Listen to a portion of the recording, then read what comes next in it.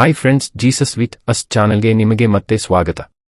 ದಯವಿಟ್ಟು ವಿಡಿಯೋವನ್ನು ಸ್ಕಿಪ್ ಮಾಡದೆ ಪೂರ್ತಿ ನೋಡಿ ದೇವರ ವಾಕ್ಯವನ್ನು ಸಂಪೂರ್ಣ ತಿಳಿಯುವಿರಿ. ನೀವು ಫಸ್ಟ್ ಟೈಮ್ ನಮ್ಮ ಚಾನೆಲ್ಗೆ ಬಂದಿದ್ದಾರೆ, ದಯವಿಟ್ಟು ಸಬ್ಸ್ಕ್ರೈಬ್ ಮಾಡಿ. ವಿಡಿಯೋವನ್ನು ಲೈಕ್ ಮಾಡಿ, ವಿಡಿಯೋವನ್ನು ನಿಮ್ಮ ಸ್ನೇಹಿತರಿಗೆ ಶೇರ್ ಮಾಡಿ. ನಿಮ್ಮಿಂದ ನಮಗೆ ಹೊಸ ವಿಡಿಯೋ ಮಾಡಲು ಸ್ಫೂರ್ತಿ ಸಿಗುತ್ತದೆ.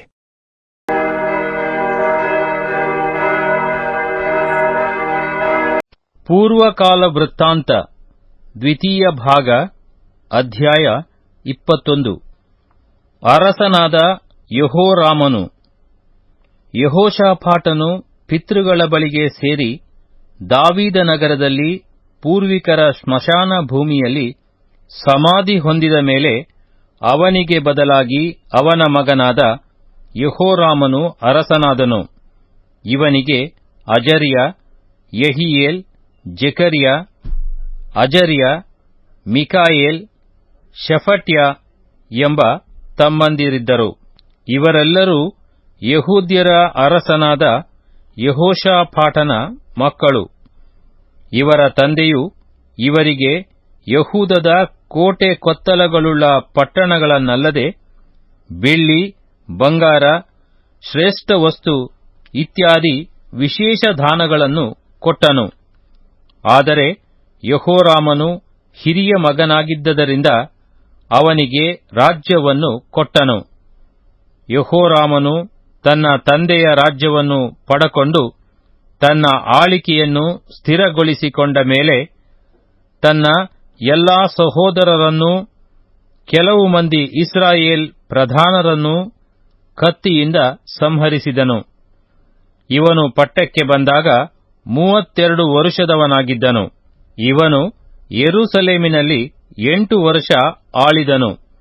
ಇವನು ಆಹಾಬನ ಮಗಳನ್ನು ಮದುವೆ ಮಾಡಿಕೊಂಡದ್ದರಿಂದ ಆಹಾಬನ ಕುಟುಂಬದವರಾದ ಇಸ್ರಾಯೇಲ್ ರಾಜರ ಮಾರ್ಗವನ್ನು ಅನುಸರಿಸಿ ಯೆಹೋವನ ಚಿತ್ತಕ್ಕೆ ವಿರುದ್ಧವಾಗಿ ನಡೆದನು.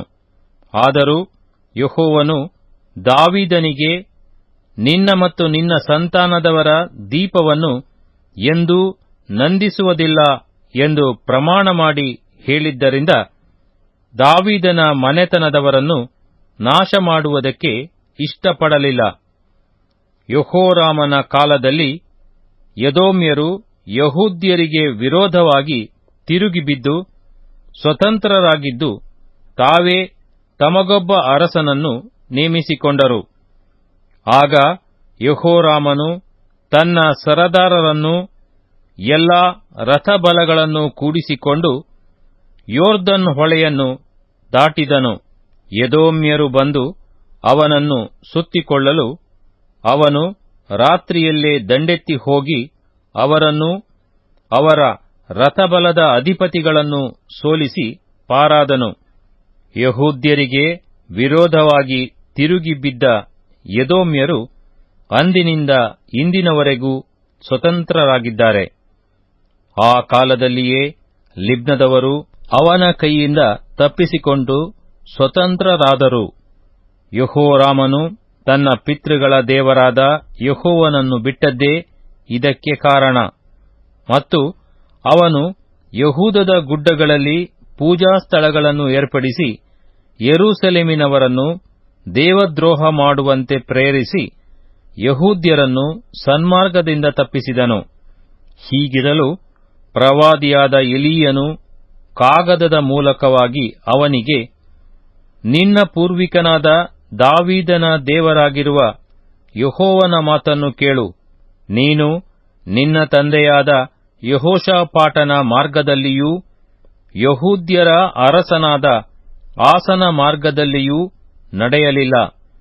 ಇಸ್ರಾಯೇಲ್ ರಾಜರ ಮಾರ್ಗದಲ್ಲಿ ನಡೆದು ಆಹಾಬನ ಮನೆಯವರಲ್ಲಿ ಪ್ರಬಲವಾಗಿದ್ದ ದೇವದ್ರೋಹ ಮಾಡುವಂತೆ ಯಹೂದ್ಯರನ್ನೂ ಯೆರೂಸಲೇಮಿನವರನ್ನೂ ಪ್ರೇರಿಸಿದಿ. ಮತ್ತು ನಿನ್ನ ತಂದೆಯ ಕುಟುಂಬಕ್ಕೆ ಸೇರಿ ನಿನಗಿಂತ ಉತ್ತಮರೂ ನಿನ್ನ ಸಹೋದರರೂ ಆಗಿದ್ದವರನ್ನು ವಧಿಸಿದಿ. ಆದದರಿಂದ ಯೆಹೋವನು ನಿನ್ನ ಪ್ರಜೆಯನ್ನೂ ಹೆಂಡರು ಮಕ್ಕಳನ್ನು ಸರ್ವಸ್ವವನ್ನು ಮಹಾಪತ್ತಿಗೆ ಗುರಿಮಾಡುವನು. ನಿನಗಾದರೋ ಕರುಳುಬೇನೆಯಿಂದ ಕಠಿಣ ರೋಗವು ಬಂದು ಬಹುದಿನಗಳವರೆಗೂ ಇದ್ದು ಕಡೆಯಲ್ಲಿ ಅದರಿಂದ ನಿನ್ನ ಕರುಳುಗಳು ಹೊರಗೆ ಬೀಳುವವು ಎಂದು ತಿಳಿಸಿದನು. ಯೆಹೋವನು ಫಿಲಿಷ್ಟಿಯರನ್ನು, ಕೂಷ್ಯರ ನೆರೆಯವರಾದ ಅರಬಿಯರನ್ನು ಯೆಹೋರಾಮನಿಗೆ ವಿರೋಧಿಗಳಾಗುವಂತೆ ಎಬ್ಬಿಸಿದ್ದರಿಂದ ಅವರು ಯೆಹೂದದ ಮೇಲೆ ಯುದ್ಧಕ್ಕೆ ಬಂದು ದೇಶದೊಳಗೆ ನುಗ್ಗಿ ಅರಮನೆಯಲ್ಲಿ ಸಿಕ್ಕಿದ ಎಲ್ಲಾ ಸೊತ್ತನ್ನೂ ಅರಸನ ಹೆಂಡರು ಮಕ್ಕಳನ್ನು ಸೆರೆಯೊಯ್ದರು. ಅವನಿಗೆ ಕಿರಿಯ ಮಗನಾದ ಯೆಹೋವಾಹಾಜನ ಹೊರತು ಮಕ್ಕಳೇ ಉಳಿಯಲಿಲ್ಲ. ಇಷ್ಟೆಲ್ಲಾ ಆದ ಮೇಲೆ ಯೆಹೋವನು ಅವನ ಕರುಳುಗಳಲ್ಲಿ ವಾಸಿಯಾಗಲಾರದ ರೋಗವನ್ನು ಉಂಟುಮಾಡಿದನು. ಕಾಲಾಂತರದಲ್ಲಿ, ಅಂದರೆ ಸುಮಾರು 2 ವರುಷಗಳಾದ ಮೇಲೆ ಆ ರೋಗದಿಂದ ಕರುಳುಗಳು ಹೊರಗೆ ಬಿದ್ದವು. ಅವನು ಕಡು ಬೇನೆಯಿಂದ ಸತ್ತನು. ಅವನ ಪ್ರಜೆಗಳು ಅವನ ಪೂರ್ವಿಕರಿಗೋಸ್ಕರ ಧೂಪ ಹಾಕಿದ ಪ್ರಕಾರ ಅವನಿಗೆ ಹಾಕಲಿಲ್ಲ. ಅವನು ಪಟ್ಟಕ್ಕೆ ಬಂದಾಗ 32 ವರುಷದವನಾಗಿದ್ದನು. ಅವನು ಯೆರೂಸಲೇಮಿನಲ್ಲಿ 8 ವರುಷ ಆಳಿದನು. ಅವನು ತೀರಿಹೋದಾಗ ಅವನನ್ನು ಯಾರೂ ಹಂಬಲಿಸಲಿಲ್ಲ. ಅವನ ಶವವನ್ನು ದಾವೀದ ನಗರದಲ್ಲಿ ಸಮಾಧಿ ಮಾಡಿದರು, ಆದರೆ ರಾಜಶ್ಮಶಾನದಲ್ಲಿ ಅಲ್ಲ. ಪೂರ್ವಕಾಲ ವೃತ್ತಾಂತ ದ್ವಿತೀಯ ಭಾಗ, ಅಧ್ಯಾಯ 22. ಅರಸನಾದ ಅಹಜ್ಯನು. ಯೆರೂಸಲೇಮಿನವರು ಯೆಹೋರಾಮನಿಗೆ ಬದಲಾಗಿ ಅವನ ಕಿರಿಯ ಮಗನಾದ ಅಹಜ್ಯನನ್ನು ಅರಸನನ್ನಾಗಿ ಮಾಡಿದರು. ಅರಬಿಯರೊಡನೆ ಯೆಹೋರಾಮನ ಪಾಳೆಯಕ್ಕೆ ಬಂದ ಕೊಳ್ಳೆಗಾರರು ಅವನ ಹಿರಿಯ ಮಕ್ಕಳನ್ನೆಲ್ಲಾ ಕೊಂದು ಬಿಟ್ಟಿದ್ದರು. ಆದದರಿಂದ ಯೆಹೂದದ ಅರಸನಾದ ಯೆಹೋರಾಮನ ಮಗ ಅಹಜ್ಯನು ಅರಸನಾದನು. ಇವನು ಪಟ್ಟಕ್ಕೆ ಬಂದಾಗ 42 ವರುಷದವನಾಗಿದ್ದನು. ಇವನು ಯೆರೂಸಲೇಮಿನಲ್ಲಿ 1 ವರುಷ ಆಳಿದನು. ಒಮ್ರಿಯ ಮೊಮ್ಮಗಳಾದ ಅತಲ್ಯ ಎಂಬಾಕೆಯು ಇವನ ತಾಯಿ. ತನ್ನ ತಾಯಿಯ ದುರ್ಬೋಧೆಯನ್ನು ಆಲೈಸಿ ಇವನು ದುರಾಚಾರಿಯಾಗಿ ಅಹಾಬನ ಮನೆಯವರ ಮಾರ್ಗದಲ್ಲೇ ನಡೆದನು. ಇವನ ತಂದೆ ತೀರಿಹೋದ ಮೇಲೆ ಅಹಾಬನ ಕುಟುಂಬದವರೇ ಇವನಿಗೆ ಸಲಹೆ ಕೊಟ್ಟು ಇವನನ್ನು ಕೆಡಿಸುತ್ತಾ ಬಂದದರಿಂದ ಇವನು ಯೆಹೋವನಿಗೆ ವಿರುದ್ಧವಾಗಿ ನಡೆದನು. ಅವರ ಪ್ರೇರಣೆಯಿಂದ ಇಸ್ರಾಯೇಲ್ಯರ ಅರಸನೂ ಆಹಾಬನ ಮಗನೂ ಆದ ಯೋರಾಮನ ಜೊತೆಯಲ್ಲಿ ಅರಾಮ್ಯರ ಅರಸನಾದ ಹಜಾಯೇಲನಿಗೆ ವಿರುದ್ಧವಾಗಿ ಯುದ್ಧ ಮಾಡುವುದಕ್ಕೆ ರಾಮೋತ್ ಗಿಲ್ಯಾದಿಗೆ ಹೋದನು. ಅರಾಮ್ಯರು ಯೋರಾಮನನ್ನು ಯುದ್ಧದಲ್ಲಿ ಗಾಯಪಡಿಸಲು ಅವನು ಆ ಗಾಯಗಳನ್ನು ಮಾಯಿಸಿಕೊಳ್ಳುವುದಕ್ಕಾಗಿ ಇಜ್ರೇಲಿಗೆ ಬಂದನು. ಅವನು ಅಸ್ವಸ್ಥನಾಗಿದ್ದರಿಂದ ಯಹೂದ್ಯರ ಅರಸನಾದ ಯೆಹೋರಾಮನಿಗೆ ಮಗನಾಗಿರುವ ಅಹಜ್ಯನು ಅವನನ್ನು ನೋಡುವುದಕ್ಕೋಸ್ಕರ ಅಲ್ಲಿಗೆ ಹೋದನು. ಅಹಜ್ಯನು ಯೋರಾಮನ ಬಳಿಗೆ ಹೋಗಿ, ನಾಶವಾದದ್ದು ದೈವಯೋಗದಿಂದಲೇ. ಅವನು ಅಲ್ಲಿ ಮುಟ್ಟಿದ ಕೂಡಲೇ ಯೋರಾಮನ ಜೊತೆಯಲ್ಲಿ ನಿಮ್ಷಿಯ ಮಗನಾದ ಯೇಹುವನ್ನು ಎದುರುಗೊಳ್ಳುವುದಕ್ಕೆ ಹೋದನು. ಯೆಹೋವನು ಆಹಾಬನ ಮನೆಯನ್ನು ನಿರ್ನಾಮ ಮಾಡುವುದಕ್ಕೋಸ್ಕರ ಯೇಹುವಿಗೆ ರಾಜ್ಯಾಭಿಷೇಕ ಮಾಡಿಸಿದ್ದನು. ಯೇಹುವು ಆಹಾಬನ ಮನೆಯವರ ಮೇಲೆ ಆ ನಿರ್ಣಯವನ್ನು ನೆರವೇರಿಸುತ್ತಿರುವಾಗ ತನಗೆ ಸಿಕ್ಕಿದ ಯಹೂದ್ಯ ಪ್ರಧಾನರನ್ನೂ ಅಹಜ್ಯನಿಗೆ ಸೇವೆ ಮಾಡುತ್ತಿದ್ದ ಅವನ ಅಣ್ಣತಮ್ಮಂದಿರ ಮಕ್ಕಳನ್ನು ಕೊಲ್ಲಿಸಿದನು. ಆಮೇಲೆ ಅಹಜ್ಯನನ್ನು ಹುಡುಕಿಸಿದನು. ಅವನು ಸಮಾರ್ಯದಲ್ಲಿ ಅಡಗಿಕೊಂಡಿದ್ದನು.